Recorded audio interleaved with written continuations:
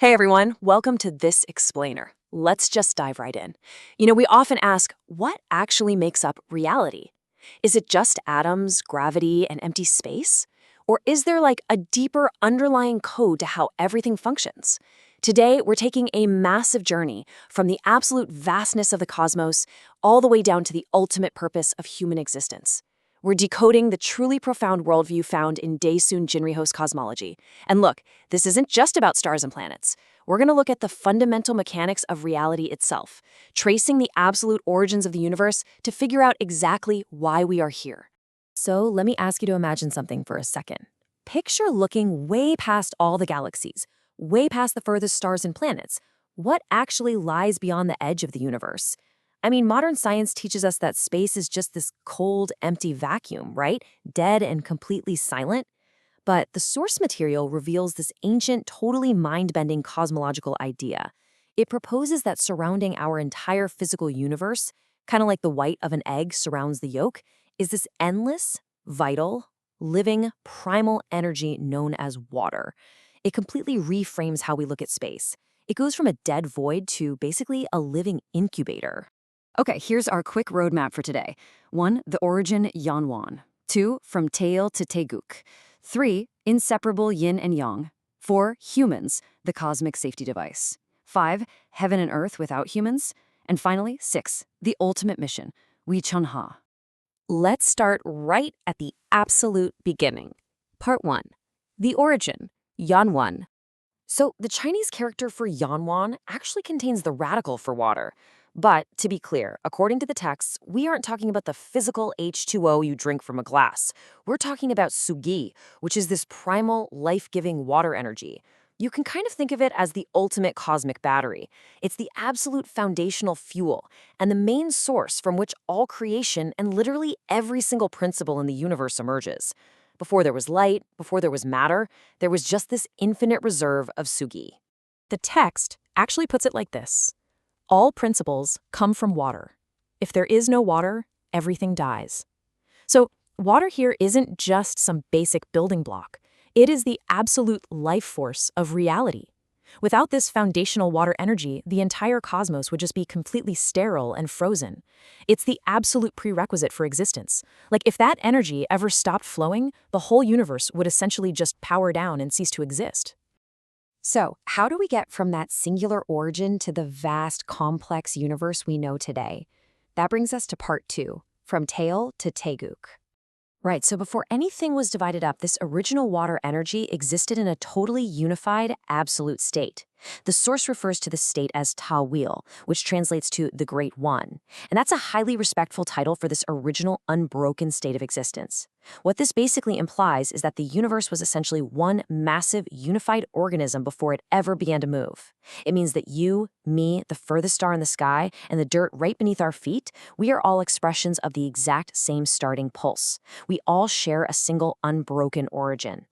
But then you have to ask, why does an undivided energy need to change at all? Well, because a static, undivided energy doesn't actually do anything, right? It needs a system, a mechanism to actually create reality. The texts describe this incredibly profound relationship between essence and function. You've got Mujuk, which acts as the commander or the decider. Think of Mujuk as the master architect who holds the ultimate blueprint and issues all the commands. And then you have Taeguk, which is the operator. Taeguk is like the cosmic factory that actually executes those commands, physically operating and manifesting those blueprints to build the universe. This creates a literal, step-by-step sequence of cosmic creation. We start all the way at the top with Taeyu, that unified water energy. It then acts as Taeguk, dividing into the dynamic, moving forces of yin and yang. That division then gives birth to heaven and earth, the massive physical realm we actually live in. And finally, right in the center of heaven and earth, humans are created to act as the ultimate harmonizers of this newly built structure. And that division into dual forces, that is absolutely critical to understanding how reality sustains itself. Let's look at part 3, inseparable yin and yang. Now, you've likely heard of yin and yang before, but the source text frames them with this truly fascinating paradox. It says, yin is the mother of yang, yang is the father of yin. which is super interesting, right? This isn't just about opposites attracting. It means they are inextricably intertwined. They literally give birth to one another. They are this codependent cosmic family. Just as a shadow literally cannot exist without light, the structural elements of reality simply cannot exist without their counterparts. And because they rely completely on one another, this creates a system of absolute interdependence. When yin and yang are in perfect harmony, achieving this virtuous, unified state that the text calls yin-yang haptic, they actually combine their virtues to create miracles, giving life and energy to literally everything in the universe.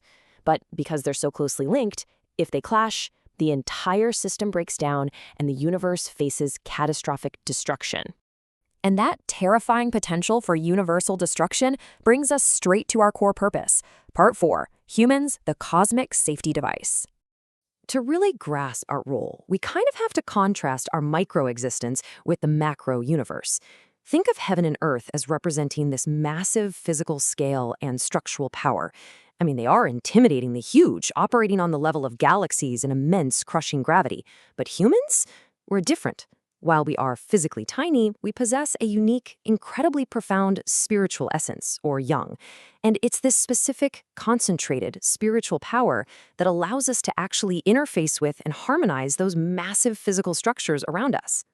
Here is just a completely wild concept. The universe is inherently an unstable system. Heaven and earth, because of their immense opposing forces, are always prone to clashing. So humanity was created to act as the universe's ultimate safety device. Our fundamental job is to balance yin and yang, to mediate their conflicts, and to basically keep the cosmic system running smoothly. And how do we do that? Through our conscious actions, our thoughts, and our spiritual practice.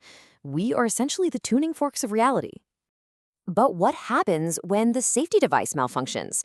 The source material actually uses a really powerful modern metaphor for this. It compares unmanaged human resentment to rheumatism, an autoimmune disease.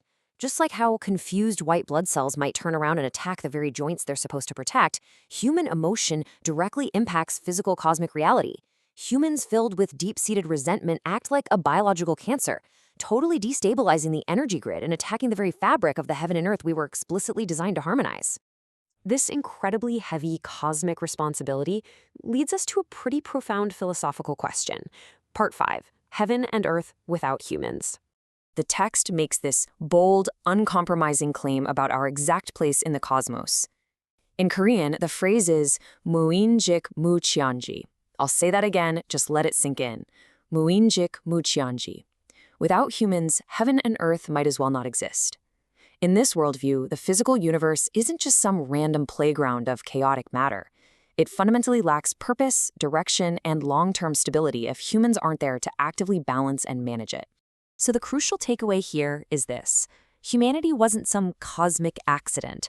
We weren't just a biological afterthought on a random spinning rock. The entire mechanism we discussed earlier, the master architect of Mujik drafting the blueprint, the factory of Taeguk building the physical realm, all of that was put into motion specifically to create us.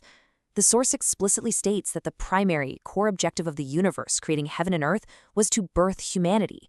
We are literally the planned culmination of the universe's design, created to ensure the universe's very own survival. Knowing the sheer weight of this responsibility, what exactly are we supposed to do with our lives? Let's get into part 6, the ultimate mission, Wichanhan. The text outlines this progressive ladder of responsibility for humans, and yeah, it requires immense dedication. It starts inward, focusing on cultivating yourself and correcting your own mind. Then, it expands outward to harmonizing your family. From there, it scales all the way up to governing the nation with virtue, and then bringing peace to the entire world. But Daesoon cosmology adds a final, monumental step at the absolute top of this ladder, Wichanha. Wichanha literally means acting for the universe. This brilliantly illustrates that our purpose goes way beyond just personal enlightenment, or honestly, even world peace. It means stepping up to the cosmic plate to actively assist the universe in its ultimate goal, which is nurturing, growing, and benefiting all life. Think back to the very beginning, that original life-giving water energy, the Yanwan. Wichanha is the act of humans ensuring that this original divine water flows smoothly and without a single obstruction to every corner of creation. We're the ones who complete the circuit. We've traveled all the way from the endless primal water energy of Yonwon through the massive cosmic blueprints of Mugyek and Taeguk, right down to the realization that you are the living, breathing safety device of reality itself. You aren't just a passive observer in this universe, you're its caretaker. So I'll leave you with this final thought. If you are literally the protagonist designed to complete and stabilize the universe, what harmony are you creating today?